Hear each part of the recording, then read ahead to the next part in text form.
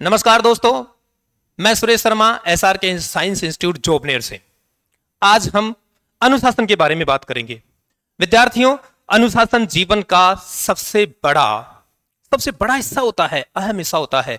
अनुशासन उस पतंग की डोर की तरह है जो आपको हमेशा ऊंचाइयों पे लेके जाता है। अनुशासन उस घोड़े की लगाम की तरह है जो आपको रेस जिताता है। मैं अभिभावकों से भी कहना चाहूंगा कि अपने बच्चे को गमले के पौधे की तरह मत पालिए, क्योंकि गमले के पौधे की तरह पालेंगे तो वो एक दिन धूप में जाते ही मुरझा जाएगा। आप अपने बच्चे को कैक्टस की तरह पालिए, जिसे अगर हम पहाड़ में भी लगाएं तो वो अपनी जड़ें रोप देता है, अगर उसे जंगल में भी लगाएं तो अपनी जड़ें रोप देता है, अगर उसे रेगिस्तान में भी लगाएं तो वो वहां पर भी पनप जाता है। अर्थात बच्चे को सरल जिंदगी जीना मत सिखाइए। जिंदगी में कहां कठिनाइयां आती है, कहां दिक्कतें आती हैं, उनसे हमें किस तरह से लड़ना है, ये चीजें भी सिखाइए। आइए एक कहानी के माध्यम से हम समझते हैं। एक नगर में एक नगर सेठ था। नगर सेठ बहुत धनी व्यक्ति था। जब उसकी शादी हुई, दोनों पति पत्नी में बहुत प्रेम था। समय बीतता गया और उनको एक पुत्र की प्राप्ति हुई, पुत्र रतन। लेकिन ईश्वर को शायद कुछ और मंजूर था। पुत्र की जो डिलीवरी हुई उस समय उसकी पत्नी का देहांत हो गया। बच्चे को जन्म देते ही मां चल बसी, मातम छा गया, खुशियां मातम में बदल गई। समय बीतता गया। लोगों ने समझाया कि एक मां ही बच्चे को अच्छे से पाल सकती है, इसलिए तुम्हें दोबारा विवाह कर लेना चाहिए। लेकिन वो यह करने के लिए तैयार नहीं था, क्योंकि वो अपने बच्चे को सौतेली मां नहीं देना चाहता था। उसने कहा कि जो नई महिला आए, यानी मेरी जो पत्नी आए, दूसरी पत्नी आए, वो पता नहीं मेरे बच्चे से प्रेम करे या ना करे। मैं अपनी जो पहले वाली पत्नी थी, मैं उससे बहुत प्रेम करता हूं। मैं उसकी जो निशानी है उसके साथ में गलत नहीं कर सकता। लोगों ने उसे समझाया कि हो सकता है कोई अच्छी महिला मिल जाए, हो सकता है कोई अच्छी लड़की हमें मिल जाए, हम पहले उससे बात करेंगे, पहले ये शर्त रखेंगे, क्योंकि दोस्त जो होते हैं वो जब कन्विंस करते हैं तो आदमी हो ही जाता है। और उन्होंने ऐसी लड़की की सर्चिंग की, ढूंढा, और एक ऐसी लड़की मिल गई जिसने ये वादा किया, ये वचन दिया कि मैं आपके बेटे को अपने खुद के बेटे की तरह मानूंगी, जैसे ऐसे ऐसे पालूंगी जैसे वो मेरी कोख से जन्म लिया है। शादी हो गई।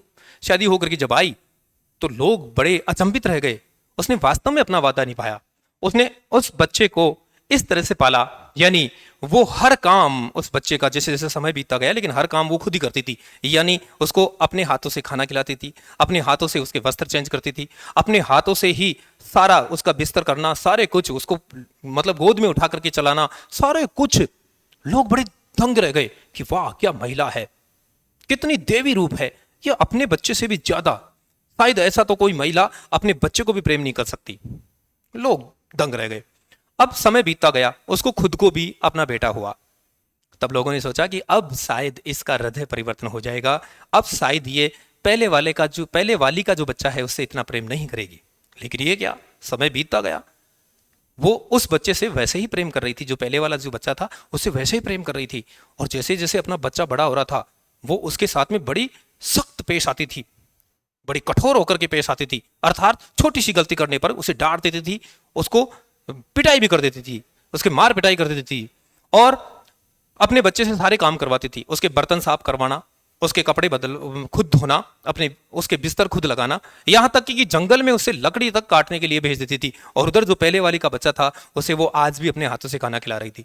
लोगों ने कहा कि किस तरह की देवी है ये, वास्तव में महिला हो तो इस तरह की हो। कुछ दिनों बाद, जैसे जैसे समय बीतता गया, कुछ दिनों के बाद में उसकी सहेली उससे मिलने आई। उस महिला की जो बचपन की सहेली थी वो उसके घर पे आती है।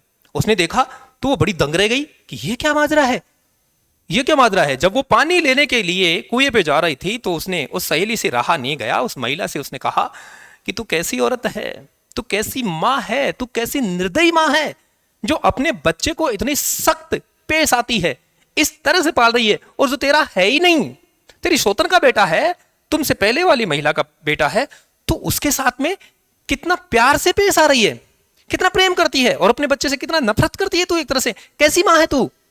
जब उस महिला ने जो कहा वो सुन करके हर किसी के पैरों तले जमीन खिसक सकती है। कैसे? उसने कहा, किसने कहा कि मैं उससे प्यार करती हूं? मैं इस दुनिया में सबसे ज्यादा अगर नफरत करती हूं तो अपनी पहले वाली जो सोत थी, मेरी जो सोत है, सोत थी सॉरी, उसके बेटे से करती हूं, उससे इतनी नफरत करती हूं। सहेली बड़ी अचंभित होकर के पूछने लगी, तू उससे नफरत करती है, तो फिर ऐसा क्यों? क्योंकि तू सारी चीजें, उसका काम सारा कुछ करती है, अपने हाथों से खाना खिलाती है, ऐसा कैसे? ऐसा इसलिए कि जिस दिन मैं अपना साया, मैं अपना हाथ उसके सर से उठाऊंगी, वो खत्म हो जाएगा। अर्थात वो अपना निवाला तक अपने हाथ से नहीं तोड़ पाएगा। और अगर आज मैं खत्म भी हो जाऊं, मैं आज मर भी जाऊं, तो मेरा बेटा इस दुनिया में जी सकता है, कमा के खा सकता है, वो खत्म नहीं होगा। ये बात सुनते ही सहेली की आंखें फटे के फटे रह गई। हर किसी की आंखें फटी की फटी रह सकती है। दोस्तों, यही हमारी सरल जीवन में है। मैं विद्यार्थियों से कहना चाहता हूं, विद्यार्थियों, अगर आपका छोटी छोटी गलतियों पे कोई डांटता नहीं है, अगर आपको कोई जो है जिंदगी को कठिनता से जीना नहीं सिखलाता है, तो समझ लीजिए वो आपका दुश्मन है। आपके मम्मी पापा, आपके पेरेंट्स, आपके टीचर्स आपको डांटते हैं छोटी छोटी गलतियों पे, पीट देते हैं, धमका देते हैं, आपसे कठिन काम करवाते हैं। इसका मतलब यह है कि वो आपको जीवन के जो संग्राम है उसमें लड़ना सिखाना चाहते हैं। वो आपको विजेता बनाना चाहते हैं। कहते हैं ना कि रेस जीतने वाले घोड़े को तो यह भी पता नहीं होता है कि वो विजेता बन गया। उसे जो विजेता बनाती है वो है उसकी जो लगाम खींची गई, उसकी जो एड लगाई गई, उसके जो चाबुक मारे गए, उसको जो यातनाएं दी गई जॉकी के द्वारा, जो राइडर के द्वारा। इसलिए वो एक दिन विनर बन जाता है, विजेता बन जाता है। समझिए, आपके शिक्षक, आपके पेरेंट्स अगर आपको यातना दे रहे हैं, आपको धमका रहे हैं, आपको किसी काम को करने के लिए प्रताड़ित भी कर रहे हैं, तो समझ लीजिए कि वो आपको जीवन में आगे बढ़ने के लिए कर रहे हैं। दोस्तों, आप गलती करते हैं तो आपके अपने आप को डांटते हैं। कोई सड़क चलता तो नहीं डांटता। माना कि आप सिगरेट पी रहे हैं और उसे देख लिया आपके घर वालों ने, तो वो पीटेंगे, डांटेंगे, धमकाएंगे। और सड़क वाले कोई आए जाए, कोई तुम कुछ भी पियो, तुम्हें कौन कहने वाला है? वो क्यों उसको क्या मतलब है? क्योंकि आपको जो स्नेह करता है, आपको जो प्रेम करता है, वही आपको डांटता है, वही आपको धमकाता है। प्यारे बच्चों, बिना माली के बाग भी सूख जाता है। इसी तरह से मम्मी पापा की परवरिश से ही हम पल रहे हैं, वही तुम्हें पाल रहे हैं। इसलिए मैं विद्यार्थियों से यह कहना चाहता हूं कि हमेशा अनुशासन में रखिए, अपने मम्मी पापा का सम्मान करिए, अपने बड़े बुजुर्गों का सम्मान करिए। और अभिभावकों से भी यह निवेदन है मेरा कि आप अपने बच्चे को थोड़ी कठिन जिंदगी भी जिलाइए, उनको जीना सिखाइए, उसे काम करवाइए, हर चीज उसे सिखाइए। तब जाकर के हम एक अच्छे इंसान का निर्माण कर पाएंगे। उसमें संस्कार होने चाहिए, उसमें दया भावना होनी चाहिए, उसमें ईमानदारी होनी चाहिए, उसमें कठोर व्रत, कठिन परिश्रम करने की हैबिट होनी चाहिए, आदत होनी चाहिए। तब जाकर के ही हम उसे एक सफल इंसान बना सकते हैं। धन्यवाद। SRK जोबनेर साइंस का इंस्टीट्यूट जोबनेर जयपुर में ये पिछले 11 सालों से संचालित है। लॉकडाउन के दौरान हम लेके आए हैं ऑनलाइन प्लेटफॉर्म। 11 साल से जो परमानेंट टीम है वही आपके लिए ये सब कुछ लेके आई है। आप क्लासरूम की तरह फील करेंगे। सारी चीजें, प्रॉब्लम्स, काउंटर वगैरह सब हूबहू ऑनलाइन सेटअप से जुड़िए। और 11वीं और 12वीं साइंस, बायो और मैथ के विद्यार्थी हमारे ऑनलाइन सेटअप से जुड़ करके जब तक ऑफलाइन क्लासें नहीं होती है, आप लाभ ले सकते हैं। नमस्कार, धन्यवाद, जय भारत।